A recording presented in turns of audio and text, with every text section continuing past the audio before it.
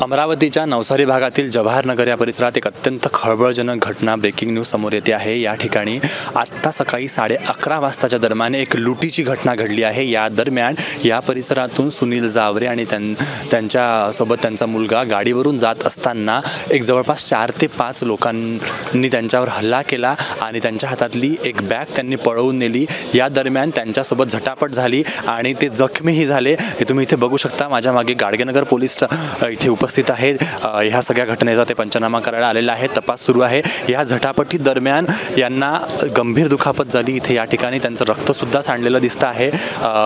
रामेश्वर बाहेकर यांच्या घरासमोर ही सगळी घटना घडली। त्यांच्याजवळ 2 बॅग होत्या असं सांगण्यात येत आहे। प्रत्यक्षदर्शी इथे काही होते, त्यांनी ती घटना पाहिली।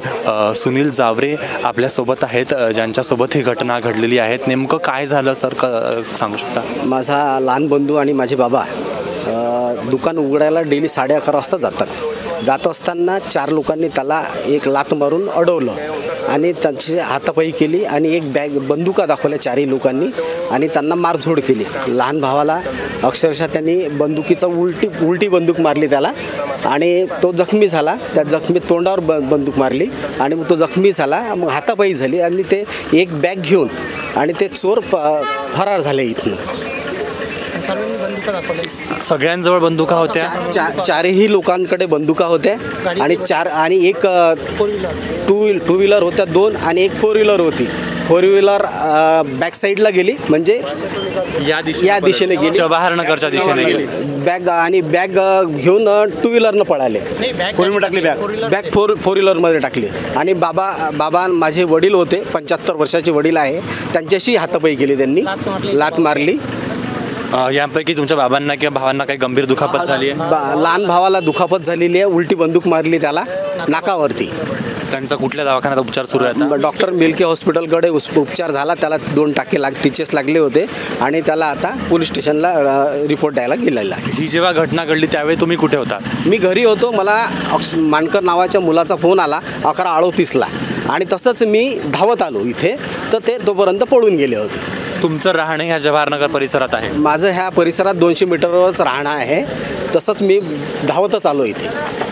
ह्या सर्व संपूर्ण घटना आहे, म्हणजे नेमकं हे कसं काय झालं, कुणावर संशय किंवा ही घटना नेमकी कशी काय होऊ शकते, तुमचं काय म्हणणं आहे नेमकं? म्हणजे नेमकं कुणावर संशय आहे किंवा काय? नाही, असं कुणावर संशय नाही आहे। काय हे प्री प्लॅनिंग आहे आणि एवढ्या मोठ्या बंदुका घेऊन असणारे आणि आम्ही कोणाचे हे नाही आहे, विरोध हे नाही आहे, दुश्मनी कोणासोबत नाही आहे आणि हे अशी घटना झालेली आहे, ते घटना झालेली आहे। घटना ही सोन्या चांदीचं तुमचं या ठिकाणीच याच परिसरात दुकान आहे। एकंदरीत त्यांच्याजवळ किती होता, म्हणजे काही तुमच्या त्या बॅग होता त्यांच्याजवळ किती, तो काही ऐवज काय होता, रक्कम होती, काही सोनं चांदी होतं?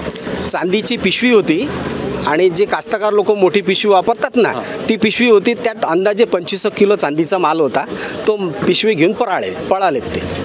चांदीचा माल, त्यात काही रक्कम होती, रोख रक्कम होती, काही अमाऊंट अशी कॅश वगैरे त्यात नव्हती। दुसरी जी बॅग होती ती बॅग या गेटच्या आतमध्ये फेकली होती, ती वाचली। त्यात सोने आणि कॅश अमाऊंट होती। त्यांनी बाबांनी हुशारी केली, दादांनी हुशारी केली, त्यांनी एक बॅग मागे फेकली आणि इथे कोणी प्रत्यक्षदर्शी होतं त्यावेळी, ज्यांनी कोणी पाहिलं असं जे कोणी आहे? तिला बंदूक दाखवली, ती व्हिडिओ रेकॉर्डिंग करत होती, तर तिला बंदूक दाखवली म्हणून ती स्तब्ध झाली, नाही तर ते रेकॉर्डिंग केली असते।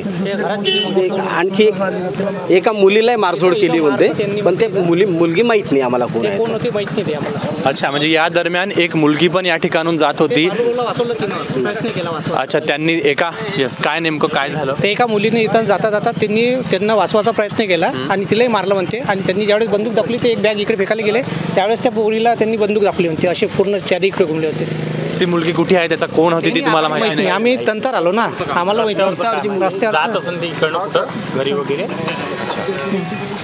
या सर्व झटापटी दरम्यान एक मुलगी पण या ठिकाणाहून जात होती आणि तिच्यावर पण हल्ला झाला। तिने या दोघांना वाचवण्याचा प्रयत्न केला, पण ती आता नेमकी मुलगी कोण आहे याच्याबद्दल इथल्या परिसरातील मंडळींना माहिती नाही। या सर्व प्रकरणाचा तपास आता गाडगेनगर पोलीस करतायत। नेमकं हे आरोपी कोण होते, त्यांचा उद्देश काय होता, नेमके आरोपी कोण होते, त्यांचा उद्देश काय होता, हे तपासांती आपल्याला कळेलच।